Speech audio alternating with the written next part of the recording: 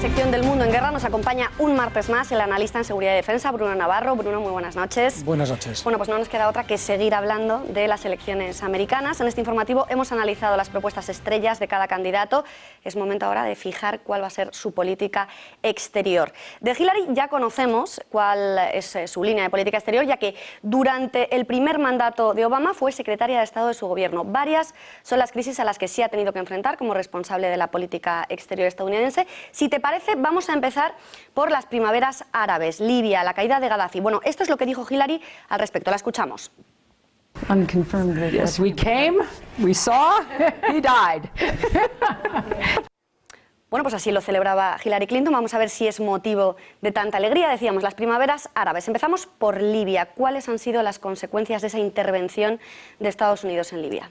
Bueno, esa sonrisa, esa risa que tuvo Hillary se tardó poco en quitársele. Esas primarias árabes que ahora vamos a ver empezaron siendo primarias árabes, enseguida pasaron a ser otoños islamistas y ahora estamos en el invierno yihadista, ¿no? Y gran parte de esa culpa la tuvo Estados Unidos, nosotros también no estamos exentos de culpa, y muy particularmente Hillary Clinton, porque en sus 4 años mandando los asuntos exteriores de Estados Unidos, de 2009 a 2013, es el año 2011 donde se producen la mayor parte de las primarias árabes y es donde Hillary Clinton abre la caja de Pandora y comete todos estos excesos y estos desastres internacionales. En el tema de Libia, hablando ya particularmente, teníamos un dictador corrupto, tribal, muy al uso de esos lugares, no muy distinto de todos los que hay alrededor y que sufrió una revuelta, una revuelta que en este caso, en 2011, fue apoyada de forma muy violenta por Occidente, especialmente por Hillary Clinton, que se tomó como algo personal y casi obsesivo al decir a sus colaboradores, que se dedicó casi en exclusiva a combatir a Gaddafi en Libia. Se acabó consiguiendo con gran ayuda internacional. ¿Y cuáles han sido las consecuencias? Son un país que después de 5 años sigue en guerra civil, donde hay cientos de grupos de milicias y de grupos armados, la mayoría de ellos islamistas, que siguen en guerra civil con diversos gobiernos y con una presencia muy importante tanto de Al-Qaeda, Ansar al-Sharia y el Estado Islámico y de todo tipo de yihadismos. Esto ha sido el logro de haber acabado con Gaddafi de Hillary Clinton. Es decir, un error a tu juicio. Absolutamente. De hecho, hasta Obama ha dicho que la intervención en Libia, el mismo Obama, su jefe entonces, ha reconocido que es el mayor fracaso en política exterior de Estados Unidos en su mandato. Mayor error Libia, pero hay más casos. Vamos a ver otra primavera árabe, la de Egipto, caso en el que también Hillary Clinton creo que interviene. ¿Cuál fue su papel? Y el papel es el mismo y en este caso es en 2011 también y es ligeramente diferente. Allí lo que hay es una revuelta contra Hosni Mubarak, que es de nuevo otro pseudo dictador con tintes democráticos, muy al uso también de aquellos lares, que triunfa para, a consecuencia de unas posteriores elecciones, llevar al poder a el grupo islamista Hermanos Musulmanes, que es aparte de grupo islamista políticamente, es también yihadista y es ha sido el germen del yihadismo moderno, wahabita, salafista, que impregna tanto el Estado Islámico, Al-Qaeda y demás. Y este cambio fue aplaudido. Estas revueltas que eliminan a Hosni Mubarak es aplaudido y ayudado por la Casa Blanca, por Hillary Clinton, aunque posteriormente todos sabemos que 2 años después, en 2013, se volvió atrás con un golpe de Estado del mariscal al-Sisi. Estados Unidos, ya no estaba Hillary, no aplaudió ese golpe, pero bueno, fue con la boca chica, se ha dejado correr porque en el fondo nos interesa que esté al-Sisi. Vale, terminamos, si te parece, estas primaveras árabes. Hemos destacado lo más importante con Siria, que además es el escenario bélico ahora por antonomasia en estos momentos. Efectivamente. No lo considera naturalmente Obama como el mayor fracaso de su política, puesto ¿Debería? Que debería, porque es la que más vidas ha costado cientos y cientos de miles de vidas, muchas más que en Libia, pero naturalmente él sigue, igual que Europa Occidental, convencido, públicamente, en el fondo ellos saben que es mentira, públicamente convencidos de que están apoyando al bando bueno. ¿A quién están apoyando? Pues Hillary Clinton también en 2011 apoya las revueltas contra Assad. Assad, recordemos, partido bacista. El objetivo era el mismo, tumbar al dictador, bueno, al que ellos denominan dictador, al-Assad, igual que pasó en Libia, igual que pasó en Egipto, ¿no? Con Mubarak y con Gaddafi. Efectivamente. Lo que pasa es que en este caso no lo han conseguido. Con la diferencia de que de todos los regímenes que hemos dicho y de todo lo que podemos ver en el mapa, Assad es posiblemente el que más democracia al estilo occidental y de más libertades podía haber. A pesar de las tropelías que se cometen también. A pesar de las tropelías que después cometió en la guerra claro, y que cometía en el poder, es posiblemente el régimen donde más libertades había respeto por las minorías, era un Estado laico, los cristianos vivían en paz, era un país de progreso y un país en paz y moderno. Ese país ha sido destruido absolutamente gracias a que Occidente, en la cabeza de Hillary Clinton entonces, en 2011, apoya a esos rebeldes moderados que nunca lo fueron y que recibieron armas, dinero y entrenamiento y que hoy son Estado Islámico, son Al-Qaeda en Siria. Es que ahora Siria es el territorio donde los yihadistas campan a sus anchas y donde se ha implantado el Estado Islámico. Además de Irak. Además de Irak, que también quieres hacer un apunte. Bruno, brevemente, que tenemos que abordar muchas más cuestiones. No es Irak un lugar de primaveras árabes, la guerra empezó en 2004, Hillary apoyó esa invasión norteamericana que todos sabemos que fue ilegal e ilegítima, pero su labor importante, de nuevo también en 2011, el año de los desastres, en 2011 impulsa la retirada, desde la Secretaría de Estado, la retirada brutal, directa, inmediata de Irak. Cuando estaba la guerra no ganada, pero sí que el Estado Islámico estaba acorralado, nadie conocía prácticamente su existencia en la calle en Occidente. Sí, a nivel popular. Prácticamente la guerra civil entre chiitas y sunitas había llegado a un nivel muy bajo. Ella provoca esa retirada, con lo cual repunta otra vez la guerra civil. El Estado Islámico gana terreno y consigue ser lo que hoy es. Ese fue el logro de Hillary Clinton retirando las tropas de Irak. El logro, irónicamente, vamos a dejarlo claro, que en televisión no se entiende. Bueno, uno de los momentos más polémicos de la carrera política de Hillary Clinton es su gestión en el asalto al consulado estadounidense en Bengasi. ¿Cómo calificarías la gestión de Hillary Clinton? ¿Qué debería haber hecho? ¿Qué es lo que pasó exactamente en ese consulado? A ver si podemos recuperar ese mapa. Bengasi está en Libia, bueno, lo repasamos. Muy bien, hemos visto que Bengasi está en el este de Libia, en el oeste está la capital Trípoli, lógicamente sede de la embajada norteamericana. Segunda ciudad más importante. Segunda ciudad más importante es Bengasi, por lo tanto sería nuestro Barcelona y por lo tanto merece una delegación diplomática, en este caso un consulado.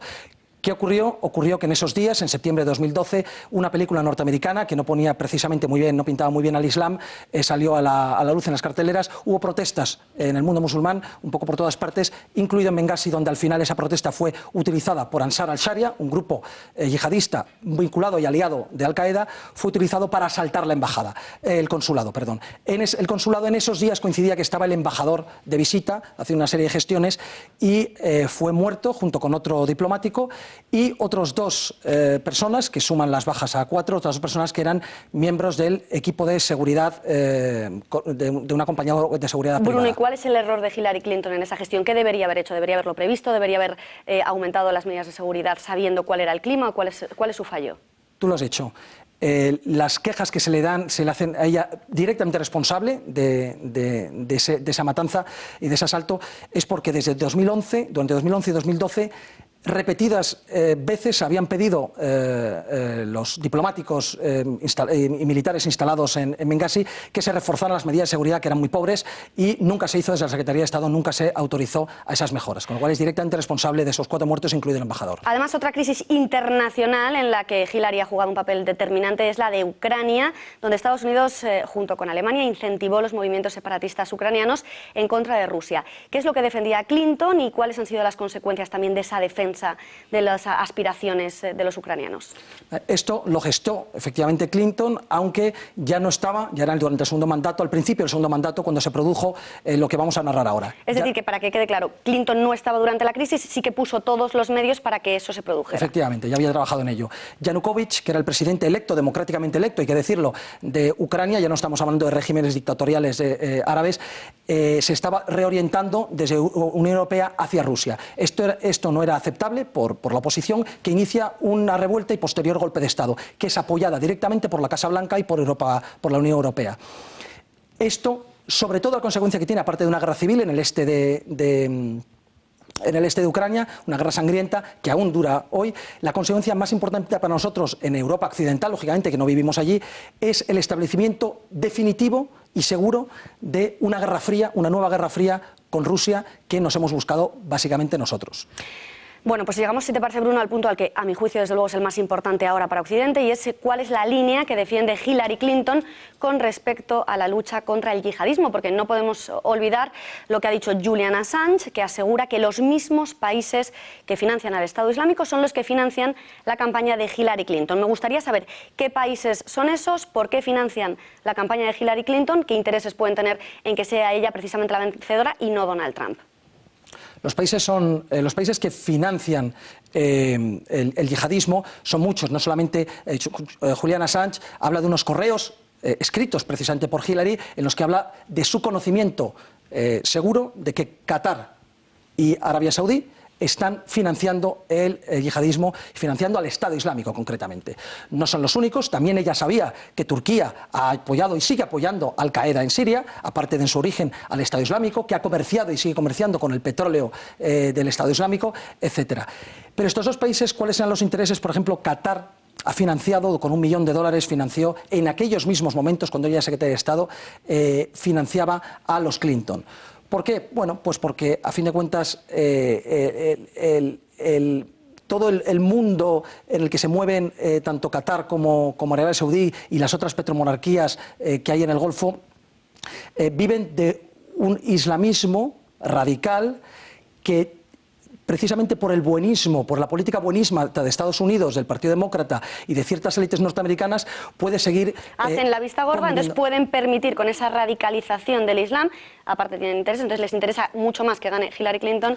Absolutamente, porque Hillary Clinton combate al yihadismo, pero lo combate con la boca grande, no la combate con la boca pequeña. Con la boca pequeña. No, realmente no pone toda la carne en el asador, como es lo que generalmente los republicanos intentan hacer en muchas ocasiones. O, por ejemplo, como es el caso de Rusia. Me gustaría también abordar qué nos puedes decir de Donald Trump, qué política exterior defiende, porque hasta ahora lo poco que sabemos de su política exterior es que defiende un acercamiento a esos dos bloques tradicionales que son Rusia y Estados Unidos. Bueno, él defiende acercarse a la Rusia de Putin, que además es muy beligerante en contra del yihadismo, en la lucha contra el yihadismo. Totalmente. La política de Trump, que es muy acorde a un sector de los conservadores norteamericanos, el Partido Republicano, no a todos, eso se llama el excepcionalismo. Es decir, somos excepcionales, somos distintos y no tenemos que mezclarnos con el resto del mundo. Vamos a mirarnos hacia el ombligo, hacia adentro, y vamos a mejorar Estados Unidos sin ser los guardianes del mundo. Eso es lo que defiende Trump, o sea, fijarse menos en el exterior. Tradicionalmente siempre los demócratas son más intervencionistas, aunque sea poco, es una cosa particular de los Estados Unidos. Parece lo contrario. Cualquiera diría que Clinton quiere la paz en el mundo y que Trump quiere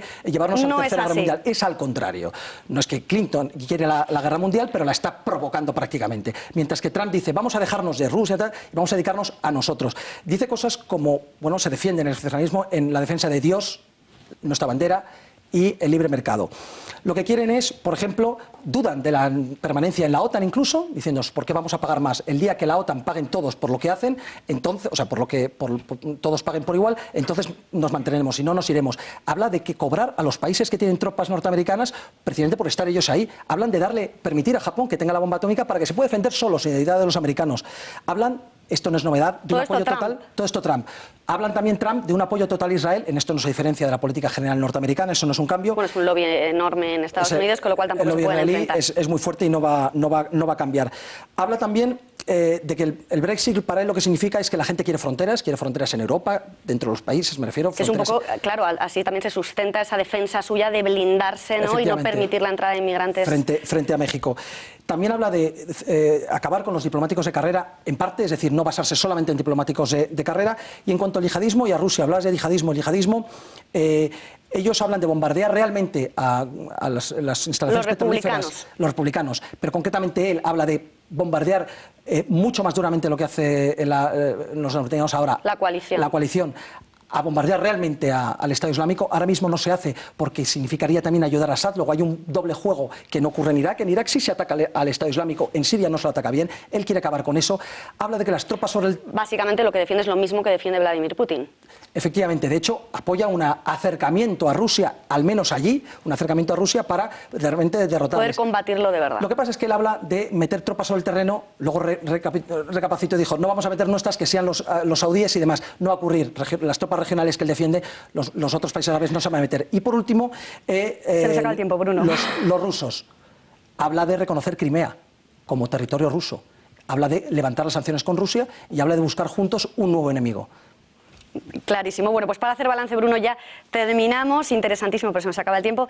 ¿Qué podemos esperar entonces a nivel internacional en función de quién gane? ¿Cómo sería el mundo si ganara Hillary Clinton? ¿Cómo sería el mundo si ganara Donald Trump? Creo que lo hemos dicho antes, si gana Hillary Clinton, y las encuestas parece que así lo avalan, si gana Hillary Clinton, será un mundo más complejo, un mundo más peligroso, un mundo donde estaremos con una guerra fría que cada vez se acercará más al calor y que quizás termine en una guerra abierta con Rusia. Si gana Trump, no creo que haya esa